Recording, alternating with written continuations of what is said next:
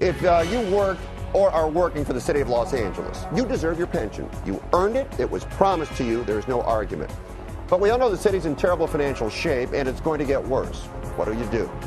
This year, taxpayers financed $653 million of the pensions. Over the next 4 years, it's going to balloon to $1.3 billion. How about this? Scaling back pension benefits given to newly hired city employees. You don't lose anything if you're already there, but it would be different for new employees. City council's thinking about it. Unions hate it.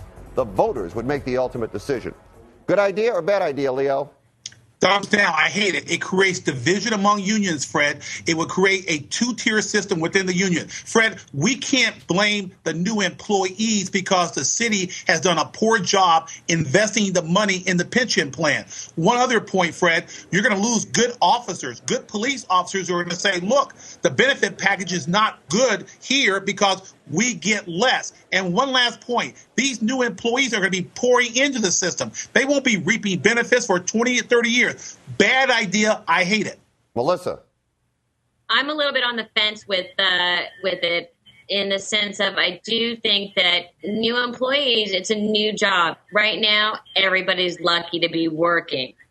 And there is a way, they said in a lot of the articles, that they can separate fire and police from other city employees.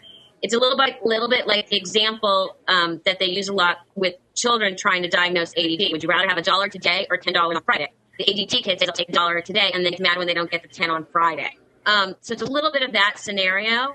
Again, we all have to shift and be sort of more fluid in how we look at things, considering the economic crisis. Because the truth is, if the city goes bankrupt, no one will have jobs, and there will be no pension. And maybe I look at this because I've been doing this for many, many years, and I believe that if you have done a job for a period of time, you are entitled to what you were promised. Okay, right.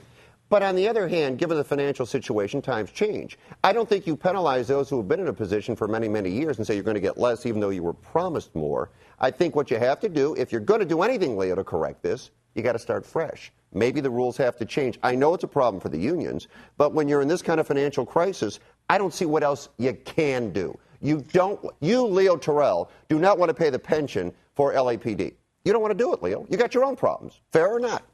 That's fair. But, Fred, what I'm saying is there's an assumption in this entire argument that the city's done everything right, and it's the union's fault. I think the city has been a poor management of funds. Independent of the pension, the city has made bad decisions economically and financially for the city. Bad decision. No, I understand. And you know what? The city has not done everything right. But unfortunately, as long as the city doesn't penalize those who have been there for many years, they've got to start again. And if the unions, unfortunately, are the ones with new members that are going to take the hit, somebody's going to take the hit, and I'd rather have it be the people just starting than the ones who have been there for many years. Okay.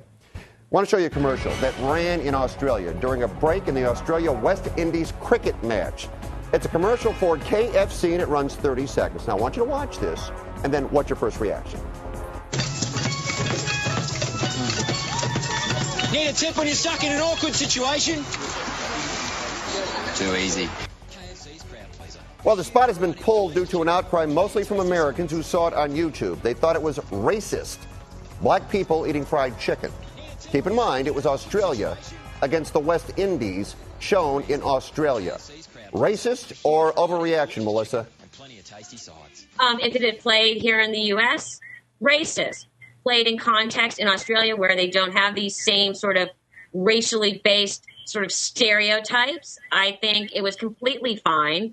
And, in context, and they're playing a game, specifically for a game, it made sense. I think KFC did the right thing by pulling it across the board.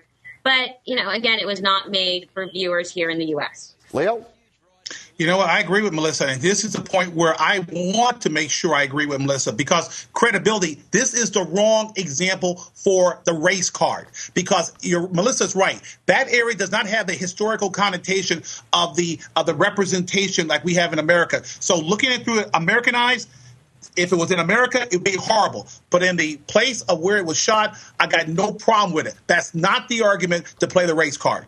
Should Americans be imposing the race card on those around the world, Leo? Absolutely not. We have our own value system. Now, we don't have the right to impose a value system on others. We can show them our example.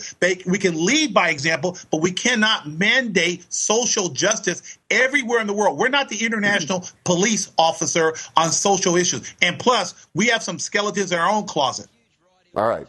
Also, in my opinion, it shows how far the rest of the world is beyond us.